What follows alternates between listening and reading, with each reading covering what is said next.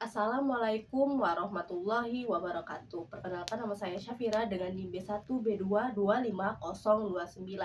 Saya dari program studi Ilmu Politik. Di sini saya akan meringkaskan PPT dari pertemuan kedua, ketiga, dan keempat. Yang pertama ada pertemuan kedua, yaitu tentang definisi, ruang lingkup, dan urgensi komunikasi politik. Komunikasi politik merupakan jantung dari proses politik modern. Dalam sistem demokrasi, kekuasaan tidak hanya diperebutkan melalui institusi formal, tetapi juga melalui pertarungan makna, simbol, wacana, dan opini publik. Menurut MC Nair pada tahun 2018 menegaskan bahwa politik kontemporer tidak dapat dipahami tanpa memahami komunikasi politik, karena hampir seluruh aktivitas politik dimediasi oleh proses komunikasi. Definisi ada beberapa, yaitu pada Cangara tahun 2016 ada komunikasi politik adalah proses penyampaian pesan politik oleh komunikator politik kepada komunikan politik untuk mempengaruhi sikap, pendapat, dan perilaku politik. Dan ada pula di Perlov 2014, Political Communication involves the transmission of information and influence among politicians, the media, and the public.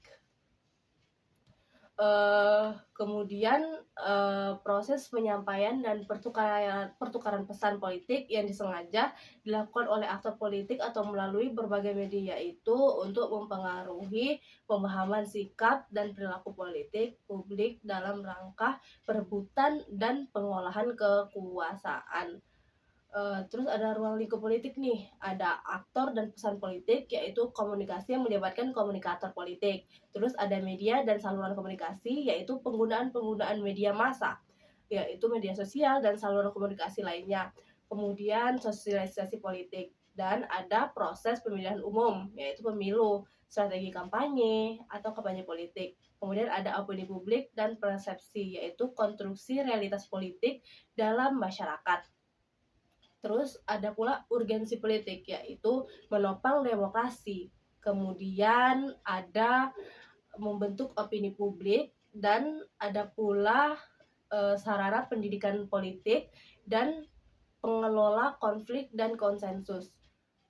Baiklah, di sini saya akan melanjutkan menjelaskan PPT ketiga, yaitu tentang teori komunikasi politik, yang didasari oleh teori komunikasi politik itu digunakan untuk menjelaskan bagaimana pesan politik diproduksi, disebarkan, diterima, dan berdampak pada sikap serta perilaku politik masyarakat.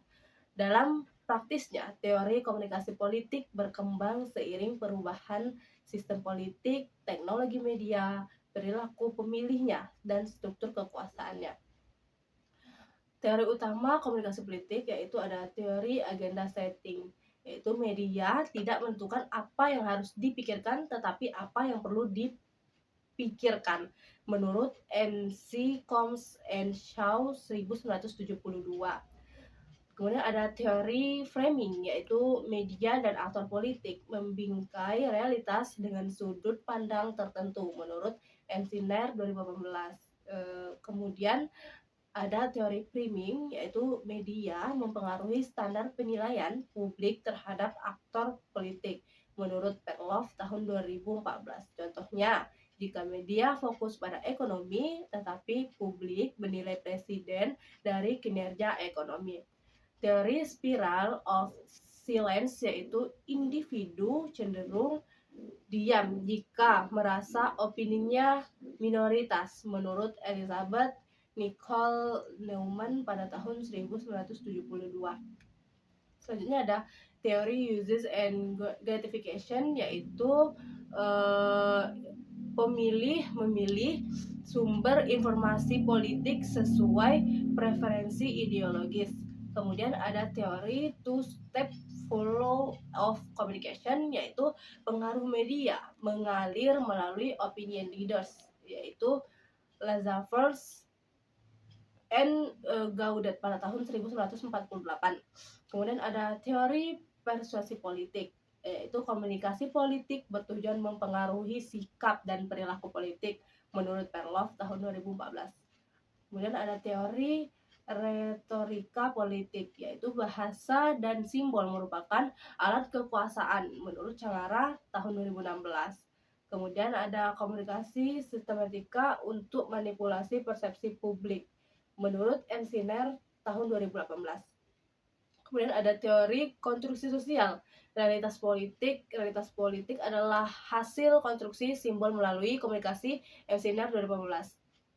Terus ada teori komunikasi politik digital, dan ada pula perspektif teori komunikasi politik di Indonesia, yaitu komunikasi politik di Indonesia cenderung at least simbolik dan emosional. Baiklah, di sini saya akan menjelaskan PPT keempat, yaitu aktor komunikasi politik.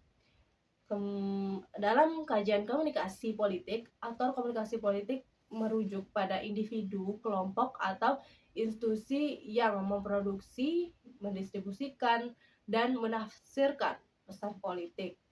Kemudian, aktor komunikasi politik itu melibatkan apa? Negara, non-negara, media, dan masyarakat sipil, serta publik. Kemudian, negara atau pemerintah, yaitu aktor negara merupakan lembaga dan pejabat yang memiliki kewenangan formal dalam sistem politik. Bentuk presiden dan wakil presiden, menteri dan pejabat eksekutif atau DPRD, DPR dan DPRD, kepala daerah dan lembaga negara lainnya. Perannya yaitu menyampaikan kebijakan publik, membangun legitimasi kekuasaan, sehingga mengelola cara pemerintah dan mengendalikan agenda publik. Terus medianya apa? Medianya adalah pidato kewarganegaraan atau konferensi pers. Nah, selanjutnya ada partai politik yang menurut Cangara pada tahun 2016, partai politik adalah aktor utama komunikasi politik karena berfungsi sebagai sarana artikulasi atau kepentingan, sarana sosialisasi politik, dan instrumen rekrutmen kekuasaan. Perannya apa? Kampanye politik, mobilisasi pemilih, serta strateginya yaitu iklan-iklan politik. Kemudian elit politik. Elit politik adalah individu dengan pengaruh besar dalam pengambilan keputusan dan pembentukan opini publik. Bentuknya itu ada ketua umum partai, tokoh nasional, serta elit-elit lokal atau political influencer, yang perannya adalah tentang opinion leader, pemilu framing politik, dan jembatan antara elit dan massa. Kemudian ada media massa dan media digital. Menurut MC Nair pada tahun 2018 menegaskan bahwa media bukan sekedar saluran tetapi aktor independen yang menemukan agenda, membingkai isu, mempengaruhi penilaian politik. Jenis medianya tuh yaitu media cetak, televisi, dan radio, kemudian media online dan media sosial. Kepentingannya yaitu untuk kepemilikan modal dan kepentingan politik. Jurnalis dan partisipasi komunikasi politik, ada posisinya itu gatekeeper informasi atau interpreter realitas politik. Aktor profesionalnya jurnalis politik, konsultan politik, spin doctors, dan tim kampanye. Kemudian ada masyarakat sipil, yaitu dalam bentuk LSM atau organisasi keagamaan atau organisasi mahasiswa, dan perannya yaitu mengartikulasikan kepentingan publik, melakukan kontrol sosial, dan mengevaluasi kebijakan. Warga negara publik, yaitu perannya sebagai pembentuk opini publik, partisipasi politik, dan diskursus politik di ruang publik digital. Terus media sosial menjadikan publik aktor aktif bukan pasif. Dan interaksi antar aktor komunikasi politik, yaitu komunikasi politik terjadi melalui negara, media elit, publik partai, pemilih media, dan masyarakat sipil. Hubungan bersifat konfliktual, komparatif, dan strategis.